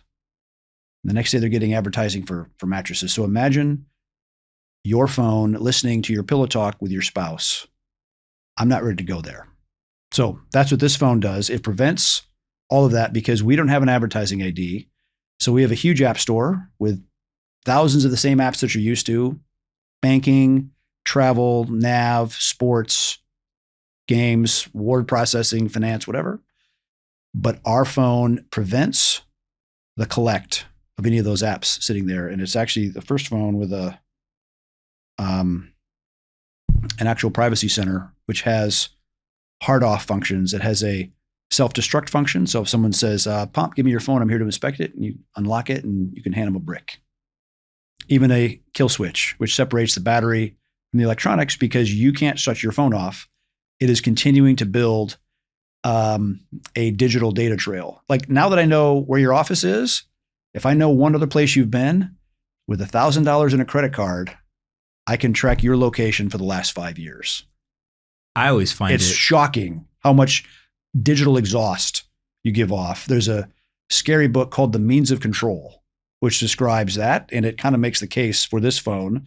We did 500 units last fall as a beta test, and we delivered 5,000 in May, and I've got another 10,000 coming in 2 weeks, just in time for Christmas.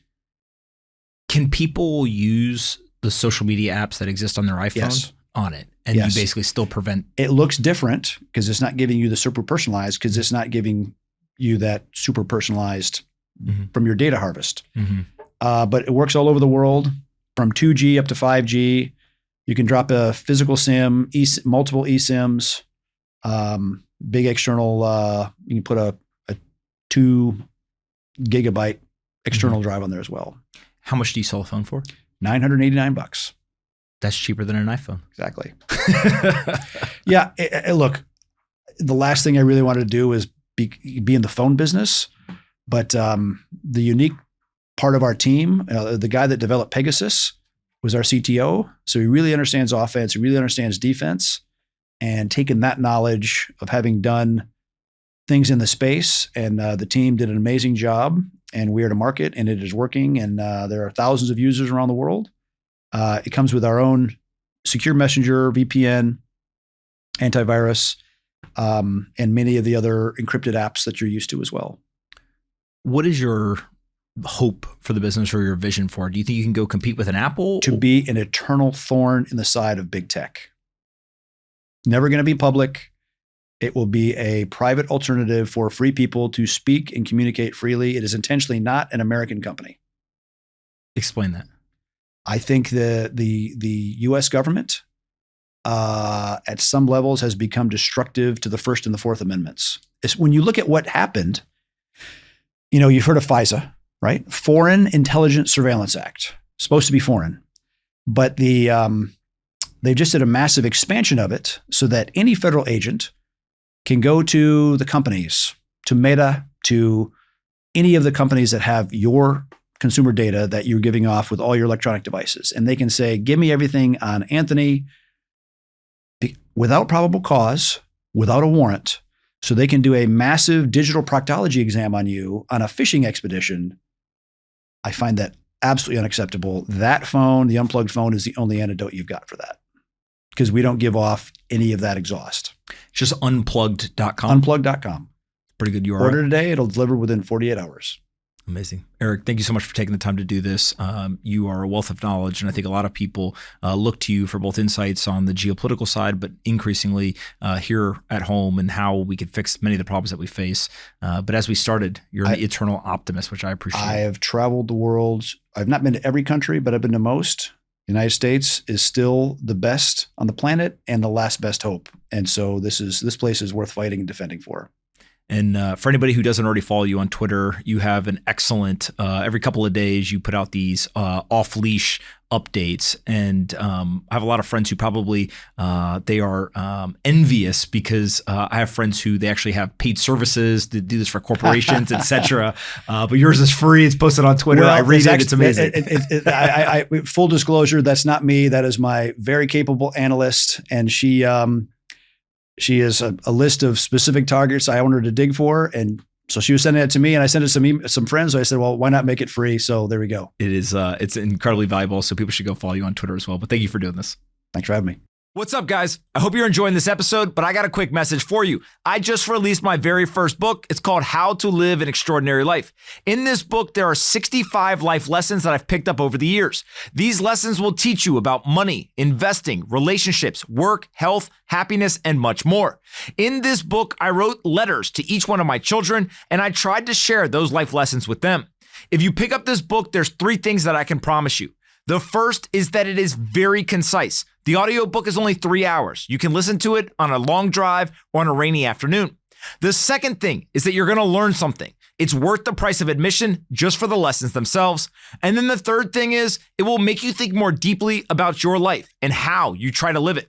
So go pick up How to Live an Extraordinary Life today. It's a quick read. It's very impactful. It's very concise, and it would mean the world to me for the support. Go check it out today on Amazon, Barnes & Noble, or wherever you buy your books. Hardcover, audiobook, it all works. Thank you so much for the support, and I'd love to hear what you think about the new book.